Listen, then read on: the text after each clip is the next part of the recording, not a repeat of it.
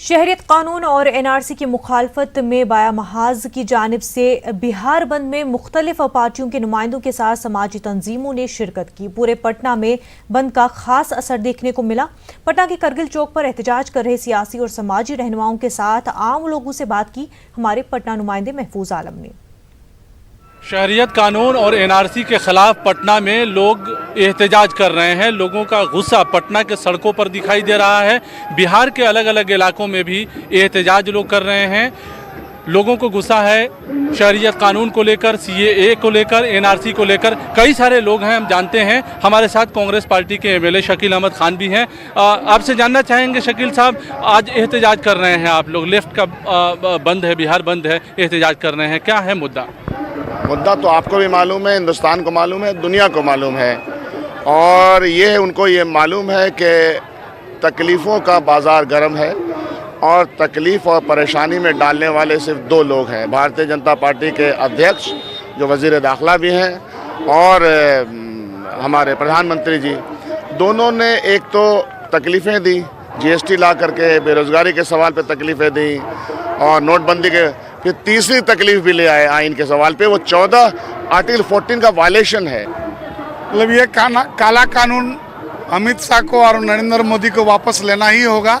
आज हिंदुस्तान में जो अराजकता स्थिति की बनी हुई है वो उसका सिर्फ और सिर्फ नरेंद्र मोदी और अमित शाह जिम्मेवार है। देखिए, पूरा देश जल रहा है और देश की सरकार नागरिकता पर आज सवाल खड़ा कर रही है और पूरे दुनिया में इसकी किरकिरी हो रही है कि कैसा ये शासक, कैसा ये हमारे प्रधानमंत्री बन गया जिसने देश के नागरिकों पर नागरिकता का सवाल कर दिया है। और दूसरा ये है कि देश के जो गरीब, दलित, अल्पसंख्यक हैं उन सारे लोगों को तो और परेशान कर देंगे।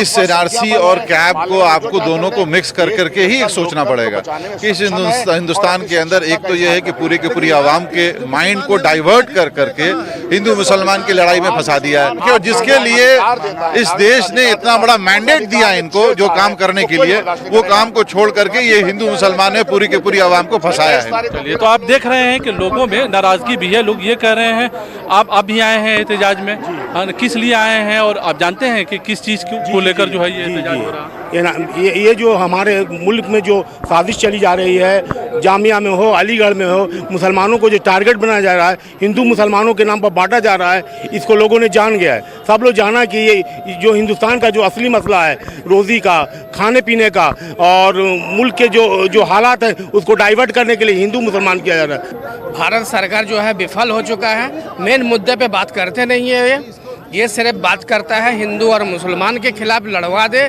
किसी की तहत इसको लड़वाने का काम है, मेन मुद्दा पे बात नहीं करता है।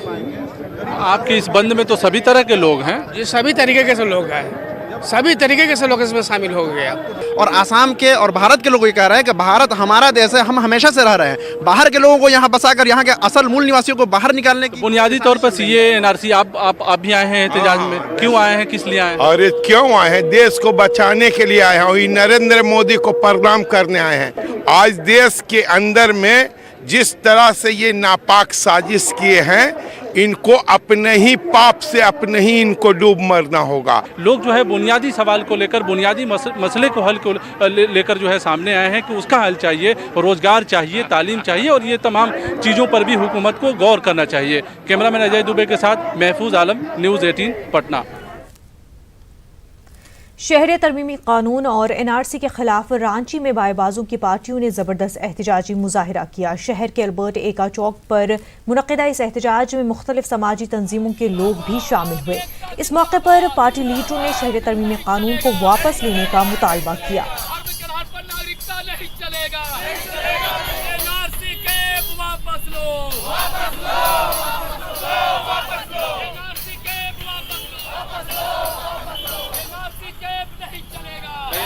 इस राजधानी में आज वाम दलों ने मिल करके और भी जो शक्तियां इस एनआरसी और इस कानून के खिलाफ में खड़ी हैं, उन सारे शक्तियों को लेकर के आज रांची राजधानी में प्रतिवाद आयोजित किया गया है। और ये प्रतिवाद उस समय तक जारी रहेगा जब तक ये बीजेपी की सरकार जो संविधान को ताक पर रख करके एनआरसी और नागरिक संशोधन कानून जिस तरह से बना रहे हैं, जब तक इसको वापस नहीं लेते हैं, इसको जब तक रद्द नहीं करते हैं, तब तक वाम दलों का और नौजवानों का आंदोलन जारी रहेगा।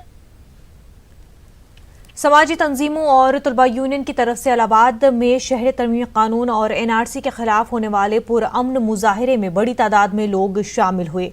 शहर के सिविल लाइन्स इलाके में मुजाहिरीन को काबू में करने के लिए बड़ी तादाद में पुलिस फोर्स तैनात की गई थी। मुजाहरे में बड़े तादाद में मुस्लिम तालिबात ने शहरी तरमीमी कानून और एनआरसी के खिलाफ नारे लगाए और हुकूमत से उसको फौरी तौर से वापस लेने का मुतालबा किया।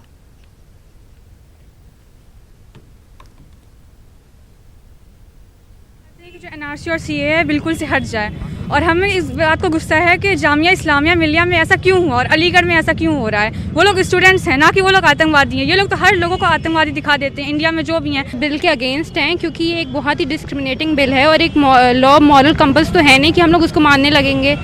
बहुत ही डिस्क्रिमिनेटिंग है और स्पेशली अगेंस्ट मुस्लिम्स हैं। ये सब जानते हैं, कोई बोले या ना बोले। यही डिमांड है कि अगर हम लोग यहाँ पैदा हुए हैं, हमारी बर्थ प्लेस है, तो हम लोग तो हमारे सारे एंसेस्टर्स यहाँ के हैं, तो हम लोग कोई डॉक्यूमेंट या पेपर के बेस पे यहाँ नहीं रहेंगे। हमारा हक है यहाँ रहने का, तो हम लोग रहेंगे, बिल्कुल रहेंगे। सीए और एनआरसी जो भी बिल ये लाया गया है वो पूरी तरह से एक रिलीजन को टारगेट करके लाया गया है, सो इसे पूरी तरह से हटाना चाहिए। ये कहीं से वैलिड नहीं है। ये कैप आप एनआरसी और कैप ये कोई वैलिड नहीं है, क्योंकि हम सब इंडियंस हैं और अगर आपने लगाया है तो ये हर रिलीजन पे होना चाहिए। Every religion should prove there nationality now. हम मुसलमान हैं, यहीं पैदा हुए और यहीं मरेंगे और हमारा ये हक है। यहाँ पे मोदी जी को हम लोगों ने वोट आज इस दिन के लिए नहीं दिया था कि वो आज ये ऐसा बिल पास करे, और आज यहाँ पे जो हम लोग को प्रॉब्लम हो रही है आप देख रहे होंगे, इवन डे बाय डे हर शहर में ये होता आ रहा है। तो ये बिल्कुल भी रिजेक्ट होना चाहिए जो ऐसा भी बिल है, और इससे हम सिर्फ मुसलमान को नहीं हिंदू को भी बहुत प्रॉब्लम हो रही है। एनआरसी और सीए के खिलाफ मुल्क के दूसरे हिस्सों की तरह मध्य प्रदेश में भी एहतजाज का सिलसिला जारी है। भारतीय कम्युनिस्ट पार्टी के जरिए सूबे में एहतजाज का ऐलान किया गया था, लेकिन ऐन वक्त पर इंतजामिया के जरिए दफा 144 का निफाज किए जाने और एहतजाज की इजाजत न दिए जाने से कम्युनिस्ट पार्टी ने अपनी सख्त बरहमी का इजहार किया। भारतीय कम्युनिस्ट पार्टी ने सीएए को सियाह बिल करार देते हुए उसे जल्द से जल्द वापस लेने का मुतालबा किया। हम जो है कि इस सरकार का जो दोहरा चरित्र है उसकी निंदा करते हैं। एक तरफ कांग्रेस की राष्ट्रीय अध्यक्षा सारे राष्ट्रीय दलों को बुलाती हैं और उनके साथ मिलकर राष्ट्रपति को ज्ञापन देती हैं कि इस कानून को वापस लिया जाना चाहिए। एक तरफ दिल्ली के अंदर मुख्यमंत्री पत्रकार वार्ता कहते हैं कि जो कांग्रेस का स्टैंड है इस मुद्दे पर वही हमारी मध्य प्रदेश की सरकार का स्टैंड होगा, और जहां पर इसके खिलाफ अगर प्रतिरोध खड़ा होता है तो 144 का जो आदेश जारी होता है उस आदेश में लिखा जाता है कि इस नागरिक संशोधित कानून के खिलाफ जनता में बढ़ते हुए असंतोष को देखते हुए हम लोग जो है कि धारा 144 पर प्रशासन लगा रहा है। अलीगढ़ में समाजवादी पार्टी के कारकुनों ने आज बड़ी तादाद में जमा होकर एनआरसी और शहरियत कानून के खिलाफ एहतजाज किया। इस मौके पर साबिक एमएलए जफर आलम ने हुकूमत के इस कानून को जमहूरियत के मुनाफी करार दिया है। समाजवादी पार्टी के कारकुनों ने कहा कि हमें जमहूरी तरीके से भी एहतजाज नहीं करने दिया जा रहा है। तक पहुंचने के लिए उन्हें शायद खतरा लग रहा था हम लोगों से, जबकि हम लोग राजनीतिक दल हैं। हम लोग चाहते हैं कि जनता की जो आवाज़ है उसको बने, हम लोग उसको उठाएं, इनकी कमियों को उजागर करें और जनता को राहत पहुंचाएं। यार कोई खतरा नहीं है अलीगढ़ में समाजवादी पार्टी के लोगों से, हम पे कोई हथियार नहीं है, हम कोई उद्यम करने नहीं जा रहे हैं, हम लाठी डंडे लेके नहीं आए हैं। दफा 144 अपने पक्ष के लिए लगाती है सरकार, हमारी बात सुननी पड़ेगी। हम लोकतंत्र में हैं, हम अपनी बात कमजोरों की आवाज़ उठाएंगे, गरीबों की आवाज़ उठाएंगे, हम निर्दोषों की आवाज़ उठाएंगे और समय पर उठाते रहेंगे। जो पार्टी कहेगी हमारी वो करेंगे। हम सब गला घोटा जा रहा है, जमहूरियत का गला घोटा जा रहा है, डेमोक्रेसी का गला घोटा जा रहा है। आपने देखा हमारे रास्ते बंद कर दिए गए, हमें इस बात की इजाज़त नहीं है कि अपनी बात कह सकें। काहे की डेमोक्रेसी है? संविधान के खिलाफ इन्होंने नागरिकता बिल पास किया है, इसलिए कि मेजॉरिटी है हाउस में। इन्होंने धर्म के नाम पे ये कानून पास किया है, हिंदू मुसलमान के नाम पे। पूरी राजनीति इनकी हिंदुस्तान, पाकिस्तान, मुसलमान, गंगा इस पे आधारित है। अलीगढ़ मुस्लिम यूनिवर्सिटी के टीचर एसोसिएशन ने भी शहरियत कानून और एनआरसी के खिलाफ एहतजाज किया। एहतजाजी टीचरों ने इस कानून को गैर आईनी करार दिया। टीचर्स ने कहा कि यह कानून आइन के खिलाफ है और इस कानून के जरिए मुल्क के अवाम को बांटने की कोशिश की जा रही है। देखिए, पूरे देश में जो CAA के खिलाफ पूरा प्रदर्शन चल रहा है और आज ये प्रदर्शन अमूटा टीचरों की जानिब से और नॉन टीचिंग स्टाफ की जानिब से CAA के ख़िलाफ़ निकाला गया। और ये गीता और कुरान बचाने की बात नहीं हो रही है, बल्कि मुल्क के संविधान को बचाने की बात चल रही है। जिस मुल्क में मुसलमानों को, दलितों को, आदिवासियों को, पिछड़ों को, तमाम लोगों को एक अधिकार दिया था, उस अधिकार को ख़त्म करने की जो सरकार पॉलिसी बना रही है, उसको कंडम करने के लिए अलीगढ़ मुस्लिम यूनिवर्सिटी के तमाम शिक्षक और नॉन टीचिंग स्टाफ एक साथ एक मंच पे इकट्ठा हुए हैं अमूटा के बैनर के नीचे। हमारी सिर्फ एक ही मांग है जो पिछले 10 दिनों से जारी है। वो मांग ये है कि जो हिंदुस्तान की सरकार ने जो एक काला कानून लाया है, जो सीधे संविधान पे अटैक करता है, जो हिंदुस्तान में रहने वाले हिंदू और मुसलमान को बांटता है, उस कानून को वापस लेने की मांग कर रहे हैं। जो हमारे हुक्मरान हैं उनको इसी से बेचैनी है कि वो नहीं चाहते हैं कि इस मुल्क में सारे धर्म, सारी जाति के लोग मिलजुल करके रहें। और ये जो बिल है और ये इस रंग दे रहे हैं कि इस पूरे देश में ये मुसलमानों के खड़े हुए हैं। ऐसा बिल्कुल नहीं है। यहाँ जहाँ हजारों, लाखों, करोड़ों आदिवासी हैं, हजारों करोड़ों दलित हैं जिन्हें आज तक आधार नहीं मिला है, जो न किराए पे मकान पे रहते हैं, न जिनके पास अपनी ज़मीन है। जब उनको आधार नहीं मिला है तो उनको नागरिकता कहाँ मिलेगी? AMU के बाब सईद पर आज भी तलबा और तालिबात ने धरना दिया। उनका कहना था कि AMU कैंपस से पुलिस फोर्सेस को बाहर निकाला जाए। एहतजाजी तालिबात ने शहरियत कानून को वापस लेने की मांग की। इस बीच तालिबात ने यह भी कहा कि AMU इंतजामिया ने इस मामले में मस्बत रोल अदा नहीं किया। हमारी एडमिनिस्ट्रेशन ने बहुत ख़राब रोल प्ले किया है। उनकी ही वजह से उनके डिसमैनेजमेंट की वजह से ही आज सारे स्टूडेंट्स इस मुसीबत में फंसे हुए हैं। अगर उनको जब वहाँ पे जो कह रहे हैं कि उस दिन रात में वो पत्थरबाजी हुई थी और इस हमारे रजिस्ट्रार ने पुलिस को अंदर अलाउ कर दिया कि आप आके सिचुएशन को संभालिए। जब ये सारा इंसिडेंट जामिया में हो चुका था, उसी दिन तो हमारे VC और रजिस्ट्रार का काम था वो आके स्टूडेंट्स को एड्रेस करते। स्टूडेंट्स कभी ऐसा नहीं होता है कि अगर आप उनके सपोर्ट में कोई बात करें तो वो आपकी बात नहीं सुनेंगे, वो हमेशा आपकी बात सुनते। ना कोई रजिस्ट्रार आया, ना कोई VC आया, ना कोई एड्रेस किया गया स्टूडेंट्स को, और वहाँ पत्थरबाजी हुई थोड़ी बहुत। उसके बाद क्या हुआ कि वहाँ पे उन्होंने बुलेट क्या बोलते हैं उसे, टियर गैसेस छोड़ दिए। टियर गैस छोड़ने का मतलब ये होता है कि आप स्टूडेंट्स को डिस्पर्स करना चाहते हैं ताकि यहाँ का जो पत्थरबाजी हो रही है वो सब खत्म हो जाए, ना कि स्टूडेंट्स को उनके कॉलेज, उनके हॉस्टल के रूम में घुसकर मारना। हमारा डायरेक्ट और बहुत सिंपल मैसेज है कि ये एक अनकॉन्स्टिट्यूशनल लॉ है और इसके खिलाफ सारे स्टूडेंट्स उतरे हुए हैं सड़कों पर। स्टूडेंट्स पढ़े लिखे होते हैं, उनको भी नॉलेज होती है लॉ के बारे में, उनको बरगलाया नहीं जा सकता। आप आम पब्लिक को बरगला सकते हैं, उनको मिस गाइड कर सकते हैं, लेकिन स्टूडेंट्स को नहीं कर सकते। और ये सिर्फ इंडिया की बात नहीं है, बाहर की यूनिवर्सिटीज़ के स्टूडेंट्स भी इसका विरोध कर रहे हैं, इसके अगेंस्ट बोल रहे हैं। तो प्लीज़ इस बिल को बिल तो नहीं, अब तो ये एक्ट हो चुका है, इस एक्ट को विथड्रॉ किया जाए। AMU के वाइस चांसलर तारिक मंसूर ने तलबा की जानिब से किसी भी पुरतशद्दुद मुजाहिरे की तरदीद की है। तारिक मंसूर ने हमारे नुमाइंदे कामरान से खास बातचीत की जिसमें कई अहम पहलुओं पर रोशनी डाली। अलीगढ़ मुस्लिम यूनिवर्सिटी में हुए हंगामी हालात के बाद अलीगढ़ मुस्लिम यूनिवर्सिटी के vice chancellor professor Tariq Mansoor बात कर रहे हैं हमसे। तारिक साहब, किस तरह पूरे इस मामले को देखते हैं आप? छुट्टियाँ करनी पड़ी हैं, तलबा को घर भेजा गया है, क्या हुआ है पूरा? देखिए, ऐसा है कि छुट्टियाँ तो वैसे भी हमारी 23 दिसंबर से होनी थी। अब ये इंसिडेंट हो गया जो अनफॉर्चुनेट था, इसका हम सबको ज़ाहिर अफसोस है, इसलिए कि इसमें कुछ हमारे स्टूडेंट्स के भी चोट आई। तो किसी की कोई लाइफ थ्रेटनिंग इंजरी नहीं है, लेकिन तब भी चोट तो आई कुछ लड़कों की। तो इस वजह से उसका हम लोगों को बहुत अफसोस है और दर्द भी है इस बात का कि स्टूडेंट्स को चोट आई।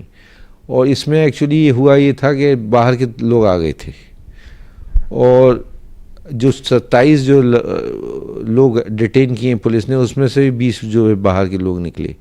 लेकिन इसमें जो है कुछ स्टूडेंट्स को भी इंजरी हुई है, उसका हमें अफसोस है। और मैं आज मॉरिसन कोर्ट भी गया था, मैंने वहाँ देखा उसको पूरा जो कमरा जो था वहाँ पे, और वो उस कमरे में जो है वो टीयर गैस, लगता है कि टीयर गैस शेल उसमें फेंका गया था या कोई और उसके अंदर हुआ था, इसलिए दीवारें जो हैं उसकी काली हैं। तो इसके लिए जो है हम कहेंगे कि भाई इसकी उच्च स्तरीय जांच होनी चाहिए कि हॉस्टल के अंदर जो है वो ऐसा क्यों इंसिडेंट हुआ। और जो डायरेक्टर जनरल पुलिस हैं उत्तर प्रदेश के, उन्होंने भी ये स्टेटमेंट दिया है कि अगर कोई ऐसी एक्सेस हुई है, कोई ऐसी बात हुई है या हॉस्टल के अंदर एंटर हुई है पुलिस किसी स्पेसिफिक उसके अंदर, तो उसको जो है वो भी उसको सीसीटीवी फुटेज जो है डायरेक्टर जनरल पुलिस ने खुद कहा कि हम एग्जामिन करेंगे सीसीटीवी फुटेज और उसके बाद उस पर उचित कार्रवाई करेंगे। क्या जिस वक्त अलीगढ़ मुस्लिम यूनिवर्सिटी के अंदर पुलिस एंटर हुई थी तो प्रॉक्टर टीम वहाँ मौजूद थी, क्योंकि एक जो यहाँ का वो रहा है प्रोटोकॉल, उसके हिसाब से उनको साथ रहना चाहिए? नहीं, प्रॉक्टोरियल टीम जो थी वो तो वहाँ पे बाब सैयद गेट पे थी और वहाँ पे, लेकिन इतना बड़ा वह मॉब था कि वो नहीं कंट्रोल कर पाए, 8-10 लोग थे, बल्कि हर प्रॉक्टोरियल टीम के मेंबर की चोट आई है। जो जितने डिप्टी प्रॉक्टर हैं, असिस्टेंट प्रॉक्टर हैं और जो वहाँ पे जो इवन फीमेल प्रॉक्टर्स जो थी वहाँ 2, उनके भी जो है माइनर इंजरीज हुई हैं। तो इसलिए जब बहुत बड़ा क्राउड आ जाता है और जो कंट्रोल नहीं कर सकते आप, तो फिर सबकी चोट आती है। जी, अमूटा भी इस बात को कह रही है कि बच्चों का जो डेमोक्रेटिक तरीके से एक धरना चल रहा था उसको ख़त्म कराने के लिए ये सारा पूरा हंगामा हुआ है। नहीं, देखिए ऐसा है, स्टूडेंट्स का कोई धरना नहीं चल रहा था। स्टूडेंट्स ने फ्राइडे को, आपको पता है कि स्टूडेंट्स ने फ्राइडे को एक मार्च निकाली थी। उस मार्च के बाद उन्होंने मेमोरेंडम दे दिया था, DM और SSP खुद आए थे, उन्होंने मेमोरेंडम रिसीव किया था, कोई धरना नहीं चल रहा था। उसके बाद जो 19 तारीख को फिर कुछ लड़के आए लॉ फैकल्टी के, उन्होंने वो मेमोरेंडम दिया, वो भी ADM सिटी और SP सिटी आए, उन्होंने रिसीव किया। प्रॉक्टर भी मौजूद थे और लोग भी मौजूद थे। संडे को फिर लोग आए। अब ये जो था संडे इवनिंग में एकदम से र्यूमर उड़ गया कि जहाँ मिलिया कि 2 स्टूडेंट्स की जो है वो डेथ हो गई और सोशल मीडिया पे हो गया, जो गलत र्यूमर था। इससे जो था कुछ लड़के जो थे वो प्रोवोक हो गए और इमोशनल हो गए। उसके बाद बाहरी तत्व भी आ गए उसके अंदर और उसके बाद जो है फिर ये सिचुएशन आउट ऑफ कंट्रोल हो गई। तो यूनिवर्सिटी के लड़कों की जो हमें लाइफ प्रोटेक्ट करने के लिए और यूनिवर्सिटी का वो करने के लिए, लॉ एंड ऑर्डर करने के लिए मजबूरी में जो है पुलिस आई। अब इसमें कोई एक्सेस अगर हुए हैं, जैसे खुद डायरेक्टर जनरल पुलिस कह रहे हैं, और किसी हॉस्टल में अगर एंटर किया है उन्होंने, यानी हमारे यहाँ तो 111 हॉस्टल हैं, लेकिन अब ये एक इंसिडेंट एक हॉस्टल का है, मॉरिसन कोर्ट का। तो अगर यहाँ पे कोई एक्सेस हुआ है या कोई बात ऐसी हुई है तो हम इसकी जो है वो कहेंगे उस जो कॉम्पिटेंट अथॉरिटी है कि उनसे कि भाई इसकी जांच कराएं, उसको देखें कि ऐसा क्यों हुआ। जिस तरह से पूरा मामला आप सामने है, तो जो आपने छुट्टियां की हैं उसके बाद अब यहाँ से जो कश्मीरी तलबा गए हैं या उधर साउथ के अंदर जो तलबा जा रहे हैं बंगाल में, वहाँ हालात मुनासिब नहीं है, तो उनके लिए कुछ तरह रिलैक्सेशन दिया गया? नहीं, देखिए ऐसा है कि कश्मीर में जितने तलबा गए हैं उनके लिए जो है विंटर वेकेशंस हों या समर वेकेशंस हों, उसमें स्टूडेंट्स खुद जाते हैं। हमने कोई हॉस्टल वेकेट नहीं कराई, ना कोई ऑर्डर दिया कि वेकेशन का। जब वेकेशंस होती हैं तो उनके पेरेंट्स भी चाहते हैं वो लड़के आ जाएँ और लड़के खुद चले जाते हैं। कोई फोर्सेबल इविक्शन नहीं कराया गया है, ये सब र्यूमर है। आपको ये बात पता है कि कोई ऐसा ना पुलिस गई किसी हॉस्टल में इविक्ट कराने, ना कोई इविक्शन हुआ। जो कश्मीर के लड़के गए उनके साथ हर बस के साथ जो है जम्मू तक बस गई हैं, 4 पुलिस वाले गए उनकी सेफ्टी के लिए। उसके बाद बाकी और बसेस गई हैं यूपी में, सब के साथ पुलिस एस्कॉर्ट के साथ गई। बाकी जो ट्रेनों में जो गए वो स्टूडेंट्स गए, तो 2 दिन हमने रिक्वेस्ट की थी रेलवे मिनिस्ट्री से कि जो भी ट्रेन चंडीगढ़ में नहीं रुकती उन्हें भी रोक लिया जाए। वो भी रुकी यहाँ पे 2 दिन जो है, जिनका नॉर्मल शेड्यूल नहीं होता रुकने का जो है। तो फोर्सेबल इविक्शन नहीं किया गया है हॉस्टल्स का, बल्कि लड़के जो हैं वो खुद गए हैं। जब अमेंडमेंट एक्ट और NRC को लेकर अलीगढ़ मुस्लिम यूनिवर्सिटी में जिस तरह का एहतजाज जारी है, अमूटा भी कर रही है, बच्चे भी यहाँ बैठे हुए हैं धरने पर, तो क्या मैसेज और पैगाम देना चाहिए? नहीं, देखिए ऐसा है कि ये जो है सब जुडिस मामला जो है, अब सुप्रीम कोर्ट ने 22 जनवरी को इसका जो है एग्जामिनेशन कर रही है। सुप्रीम कोर्ट जो है 60 पिटिशंस ऑलरेडी फाइल्ड हैं इसके ऊपर जो है, और सुप्रीम कोर्ट ने जो है वो भी इसमें 22 जनवरी को हियरिंग अनाउंस कर दी है इसकी कॉन्स्टिट्यूशनल वैलिडिटी देखने के लिए। तो जब ये आई, इस पर मिसगिविंग्स हैं, बहुत से लोगों को मिसगिविंग्स हैं, और ख़ासतौर से माइनॉरिटीज़ के लोगों को भी मिसगिविंग है कि साहब इसका जो है वो सेकुलर कैरेक्टर जो है उसको वॉलेट करता है।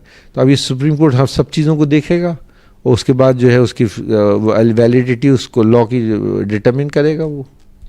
ये थे प्रोफेसर तारिक मंसूर जो हमसे बात कर रहे थे और सारी चीज़ों को उन्होंने वजाहत से ये बयान कर दिया है कि अलीगढ़ मुस्लिम यूनिवर्सिटी के अंदर जिस तरह से पुलिस दाखिल हुई थी उसकी अगर ज़रूरत पड़ी तो एक इंक्वायरी भी कराई जा सकती है।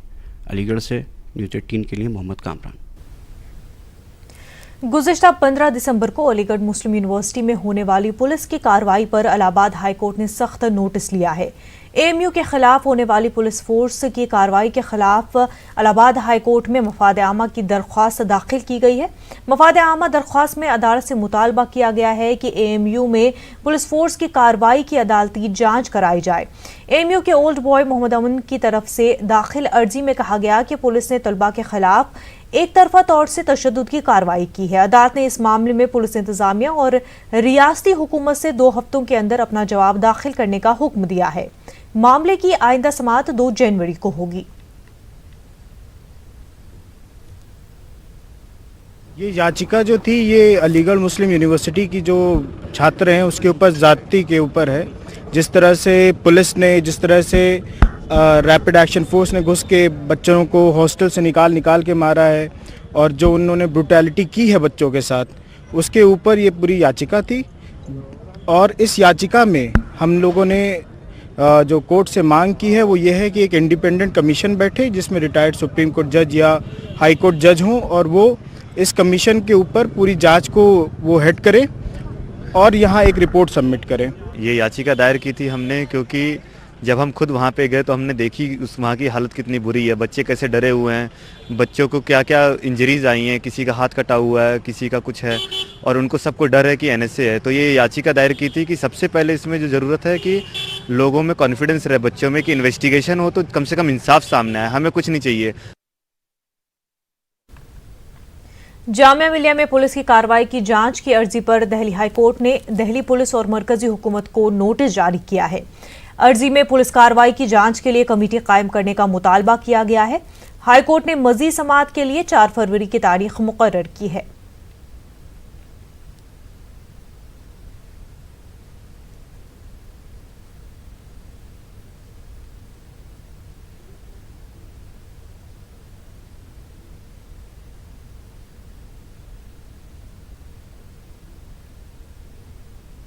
जामिया में लाठीचार्ज के मामले पे दिल्ली हाईकोर्ट में सुनवाई हुई। सुनवाई के दौरान तमाम बातें रखी गईं, लेकिन दिल्ली हाईकोर्ट ने इस पूरे मामले में केंद्र सरकार और दिल्ली पुलिस और दिल्ली सरकार को नोटिस जारी कर दिया है। लेकिन जो प्रोटेक्शन की मांग तमाम जो छात्र कर रहे थे जामिया के, उनको प्रोटेक्शन नहीं दिया गया है। ये तमाम जामिया के छात्र हैं, हम इनसे बात करेंगे। आप लोगों की क्या मांग थी, आप लोग क्या चाह रहे थे और दिल्ली हाईकोर्ट ने क्या आप लोगों की मांग मांगनी? मैं एक पिटिशनर के माध्यम से मैंने पीएल फाइल की थी और मैं भारत देश का जिम्मेदार नागरिक होने के नाते हाई कोर्ट में पिटीशन फाइल की थी और ये मांग की गई थी कि भाई दिल्ली पुलिस जिस तरीके से यूनिवर्सिटी कैंपस में मतलब दंगे करा रही है और जिस तरीके से सरकारी शहर पे दंगे हो रहे हैं तो उसको रोकने के लिए हमने डिमांड की थी और ये कहा गया था कि भाई दिल्ली के अंदर जो सरकारी संपत्ति को नुकसान पहुंचाया जा रहा है सरकारी शहर पे, उसको रोका जाए, हाई कोर्ट इससे इंटरफेयर करे। लेकिन पिछले काफी समय से हमने देखा है कि संवैधानिक संस्थाएं और लोकतंत्र एक तरीके से कठपुतली के माध्यम से काम कर रहा है। तो हमारी तरफ से कोशिश ये की गई थी कि हाई कोर्ट में जाएं, न्यायालय के दरवाजा खटखटाएं और न्यायालय से ये उम्मीद करें। लेकिन जिस तरीके से जज साहब का एटीट्यूड था वो ये था कि वो सुनवाई करने के मूड में नहीं थे। सबको उन्होंने सुना लेकिन सामने वाली पार्टी को उनसे बात भी नहीं की गई और एक लंबी डेट दे दी गई। कोई भी इंटरिम ऑर्डर इसके अंदर पास नहीं किया। तनवीर जी, क्या लगता है, फिलहाल हाई कोर्ट ने नोटिस जारी किया है, आप तमाम छात्रों की तरफ से भी थे। जारी करने को फायदा नहीं, 4 मार्च डेट दे रहे थे, हम लोगों ने बहुत रिक्वेस्ट करी तो 4 फरवरी दी। नोटिस बेकार, कोई फायदा नहीं है, बच्चों को भी मारा जा रहा है। बच्चों के साथ दिल्ली पुलिस का तो तथ्य जानेंगे, नोटिस जारी किया है तभी तो दिल्ली पुलिस बताएगी कि क्या हुआ। हम लोग चाह रहे जुडिशल इंक्वायरी के लिए, हम लोगों ने पिछले 6 दिन से हम लोग लगे हुए हैं, रात दिन हम लोगों ने पिटीशन तैयार करी। हमारे सारे वकील सारे यहाँ मौजूद थे, सारे लोगों को सुना गया। हम चाह रहे थे एक जुडिशल इंक्वायरी होती ताकि उनसे मालूम किया जाता है क्या होगा। 4 मार्च या 4 फरवरी को जो जुडिशल इंक्वायरी हो तब क्या फायदा है? कोई फायदा नहीं है। ये भी कुछ जामिया के छात्र हैं। आप लोग क्या जामिया से हैं? जी सर, हम जामिया के छात्र हैं। क्या आप लोग मांग कर रहे थे? फिलहाल हाई कोर्ट ने आप लोगों को नहीं सुना क्या? सर वैसे हमारी मांग यही थी कि पुलिस अट्रॉसिटीज़ जो हुई हैं स्टूडेंट्स पे वो काफ़ी एक्सेसिव थी और बहुत अनकॉल्ड फॉर थी। उस दिन आप लोग कैंपस में थे क्या? सर मैं नहीं था कैंपस में, लेकिन मेरे बहुत क्लोज मित्र कैंपस में थे। बहुत सारे इंजर्ड भी हुए हैं सर, और बहुत सारी वीडियोस सर्कुलेट हुई हैं। इसमें साफ दिखता है कि पुलिस ने जो एक्शन लिया वो बहुत ज़्यादा एक्सेसिव था। तो हमें उसी के अगेंस्ट सर यहाँ पे पहले हम सुप्रीम कोर्ट गए। सुप्रीम कोर्ट ने हमें डायरेक्ट किया कि आप हाई कोर्ट जाइए। हम हाई कोर्ट आए सर, लेकिन सर अपार्ट फ्रॉम कि हमने जो बिग रिलीफ मांगी थी कि पुलिस अट्रॉसिटीज़ के खिलाफ एक्शन लिया जाए, उसके अलावा हमने बहुत सारी इंटरिम रिलीफ्स भी मांगी थी। जैसे कि बेचारे बच्चे जो अभी हॉस्पिटल्स में हैं, कुछ डिटेन्ड हैं, उनका कुछ पता नहीं है, उन्हें उनकी माँ बाप को बहुत फिक्र है, तो उसके लिए कोर्ट इमीडिएट एक्शन ले, अभी लेना ज़रूरी है। क्योंकि एक्शन नहीं देने की बात कही हाई कोर्ट ने, फिलहाल नोटिस जारी कर दिया। कैसे देखते हैं इस मामले को? कैसे क्या देखना है हाई कोर्ट का, मेरे को तो कुछ समझ नहीं आया।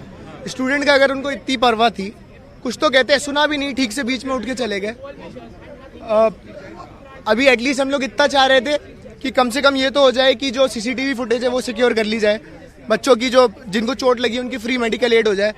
एक की आंख फूटी है बेचारे की, वो अपने खर्चे पे करवा रहा है जो करवा रहा है। इवन ये तक बोल दिया गया कि उसकी दूसरी आंख भी शायद चली जाए उस चोट की वजह से।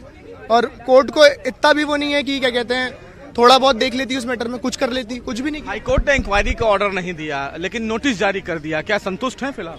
बिल्कुल सर नहीं, मैं 4th ईयर लॉ स्टूडेंट हूँ जामिया से ही। आज जो हुआ कोर्ट में, उसके बाद यहाँ मेरे साथ जितने भी स्टूडेंट्स हैं, सबके दिल में यही बात है कि सब ये हमसे ये बोल रहे थे कि हमें अपना लीगल प्रोफेशन जो है, जो हम कंटिन्यू कर रहे हैं, उसको हमें छोड़ देना चाहिए।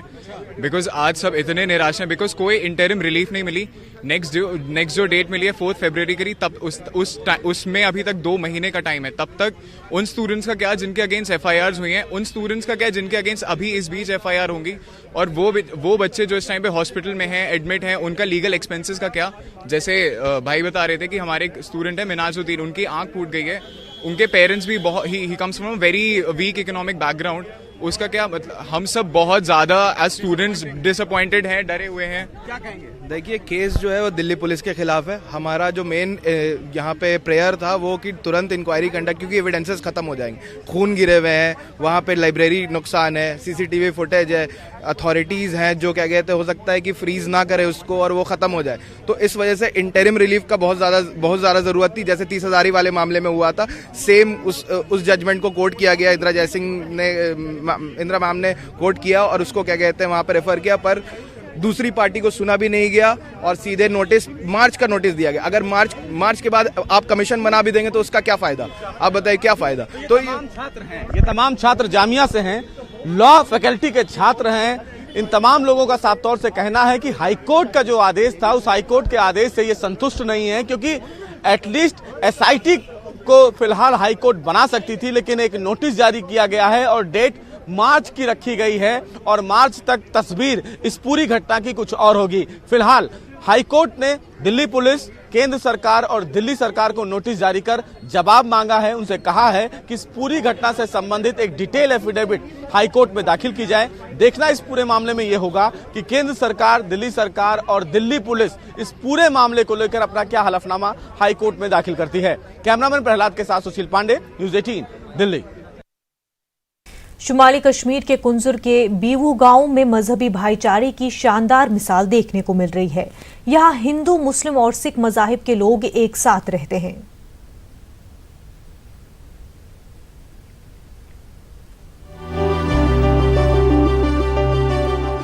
शुमाली कश्मीर के कुंजर के बीवा गांव में वादी कश्मीर की रिवायती भाईचारे की बेहतरीन मिसाल देखने को मिल रही है। यहाँ हिंदू, मुस्लिम और सिख मजाहिब के लोग कई दहाइयों से मुकीम हैं। इलाके में तीनों मजाहिब के लोग बगैर किसी खौफ के अपनी अपनी इबादत गाहों में इबादत व दीगर फरीजा अंजाम देते हैं। यहाँ मंदिर भी है, गुरुद्वारा भी और मस्जिद भी। तीनों मजाहिब के लोग एक दूसरे की इबादत गाहों की देखभाल और एक दूसरे का खास ख्याल रखते हैं। डोगरा, राजपूत और सिख तबके से ताल्लुक रखने वाले लोगों का कहना है कि वो यहाँ अक्सरियती तबके के साथ बेहद खुश हैं। लेकिन हमारे में आप देखो, अब मंदिर भी है, गुरुद्वारा भी है, मस्जिद शरीफ भी सामने है, लेकिन कोई ऐसी प्रॉब्लम नहीं आई हमें कि इनकी अजान से या मेरे मंदिर घंटी बजाने से इनको कोई प्रॉब्लम है, या गुरुद्वारा की अजान से हमें कोई प्रॉब्लम नहीं है। अगर सुबह मैं जाता हूँ यहाँ से, कहीं मेरे को बारामूला जाना पड़ता है, कॉलेज जाना पड़ता है, मैं पहले इधर बाद में आऊँगा, पहले उधर अजान शरीफ पे जाया करूँगा, फिर आगे जाऊँगा। यहाँ की हिंदू भी वैसा ही है, मुस्लिम भी वैसा ही है, सिख भी वैसा ही है। और ऐसी मिसाल हम देंगे जैसे यहाँ भी रहते हैं वैसे पूरी वैली रहनी चाहिए, जैसे हम खुश हैं वैसे वैली भी रहनी चाहिए। हम सब आपस में समझो एक भाई की तरह रहते हैं, एक फैमिली की तरह रहते हैं। ये हमें कभी महसूस नहीं हुआ कि ये मुसलमान हो तो मैं सिख हूँ, मैं इसके घर ना जाऊँ, ये मेरे घर ना। हमें कोई आज तक ऐसी कोई बात ही नहीं। जब से हालात ख़राब भी हैं, हमें तो यहाँ पता भी नहीं है कि हालात ख़राब